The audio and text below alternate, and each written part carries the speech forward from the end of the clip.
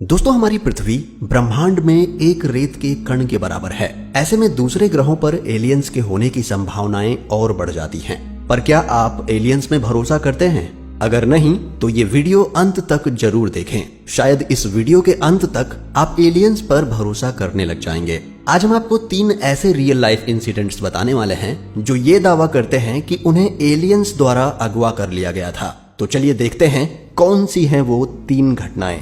नमस्कार दोस्तों, मैं हूं सूरज और स्वागत है आप सभी का मिस्टीरियस हिंदी में। बर्नी और बेट्टी अपहरण की कहानी। दोस्तों, ये कहानी है एक अमेरिकन कपल्स की जो ये दावा करते हैं कि उन्हें एलियंस ने अगवा कर लिया था। ये घटना है 20 सितंबर 1961 की, जब बर्नी और बेट्टी अपने काम से थक चुके थे और उन दोनों ने हॉलीडे प्लान करने का सोचा। हॉलीडे के आखिरी दिन जब बेट्टी और बर्नी घर वापस लौट रहे थे, तब कुछ ऐसा हुआ जिस पर यकीन करना काफी मुश्किल है। ट्रिप के लास्ट डे रात के करीब 10 बजे जब बर्नी और बेट्टी घर वापस लौट रहे थे, तब अचानक से बर्नी को आसमान में एक ब्राइट ऑब्जेक्ट दिखता है जो कि काफी तेजी से मूव हो रहा था। बर्नी को अंदाजा हो चुका था कि ये कोई तारा नहीं बल्कि एक यूएफओ है। बर्नी जब बेट्टी को ये बात बताती है तब बेट्टी को उस पर भरोसा नहीं होता है। दोनों की बात चल ही रही होती है कि तभी तेज रोशनी से वो ऑब्जेक्ट इन दोनों की तरफ बढ़ने लगता है और उनके गाड़ी से कुछ ही दूर पर जाकर उतर जाता है। बर्नी गाड़ी में से बंदूक निकालकर धीरे धीरे उस ऑब्जेक्ट की ओर जाने लगती है। दोस्तों, बर्नी के मुताबिक उसने एक बड़ा सा डिस्क टाइप ऑब्जेक्ट देखा था जिसको बर्नी ने यूएफओ बताया। उन्होंने बताया कि जब वो अपने कार की तरफ वापस भागने लगे तब वो लोग बेहोश होकर गिर गए और जब 2 घंटे बाद उनकी आंखें खुली तो उन्हें 2 घंटे के दौरान क्या हुआ कुछ याद नहीं था। उनका कहना था कि एलियंस ने उनको एक्सपेरिमेंट के लिए अगवा किया था और काम होने के बाद उतने वक्त की मेमोरी उनके दिमाग से मिटा दी गई थी। जब 1963 में ये कपल साइकाइट्रिस्ट के पास गए तब साइकाइट्रिस्ट का कहना था कि ये कपल एंजाइटी से गुजर रहा है और ये सब बस एक काल्पनिक बातें हैं। और इसी को टेस्ट करने के लिए बर्नी का हिप्नोसिस टेस्ट करवाया गया, लेकिन टेस्ट से जो पता चला उसने साइकाइट्रिस्ट को भी चौंका दिया था। दोस्तों, सम्मोहित होने के बाद बर्नी ने बताया कि एलियंस ने उनको स्पेसशिप में ले जाकर उनके कई सारे टेस्ट किए और टेस्ट के लिए उनके बाल, नाखून और ब्लड का सैंपल भी लिया गया। और दोस्तों, बर्नी ने टेस्ट के दौरान एक स्टार का नक्शा बनाया जिसे स्टडी करने के बाद पता चला कि ऐसा ही एक स्टार अपने पृथ्वी से करीब 40 लाइट ईयर दूर असलियत में मौजूद है। लेकिन चौंकाने वाली बात यह थी कि इन स्टार्स को खोजे जाने से पहले ही बर्नी ने इनका नक्शा हूबहू बना लिया था। Fisherman alien abduction.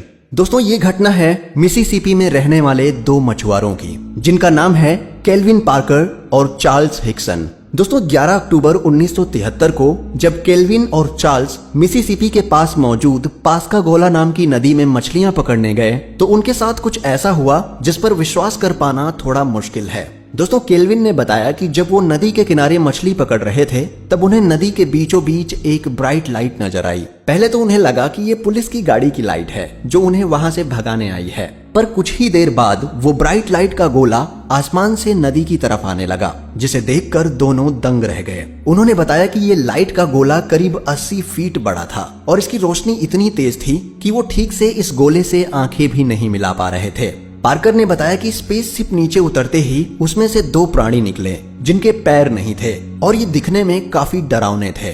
दोस्तों, पार्कर का कहना था कि इनमें से एक एलियन ने अपने टेंटिकल से उसकी गर्दन पकड़ ली थी, जिसके बाद इन एलियंस ने उनके शरीर में कुछ इंजेक्ट किया, जिसके बाद वो दोनों अनकॉन्शियस हो गए। पार्कर का कहना था कि बेहोश करने के बाद एलियंस उन्हें अपने स्पेसशिप के अंदर टेस्ट करने के लिए ले गए और जब उन्हें होश आया तो वो नदी के किनारे पड़े थे।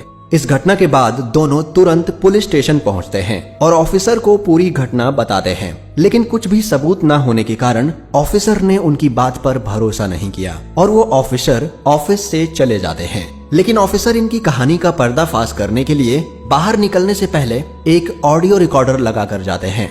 जब ऑफिसर ऑडियो को बाद में सुनते हैं तो वो दंग रह जाते हैं, क्योंकि ऑफिसर के जाने के बाद केल्विन चार्ल्स से कहता है कि उसे रोना आ रहा है और वो लोगों को भरोसा दिलाना चाहता है कि जो उन्होंने बताया वो बिल्कुल सच है।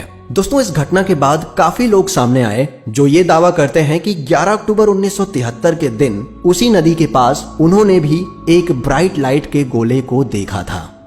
स्ट्राइबर अपहरण की कहानी।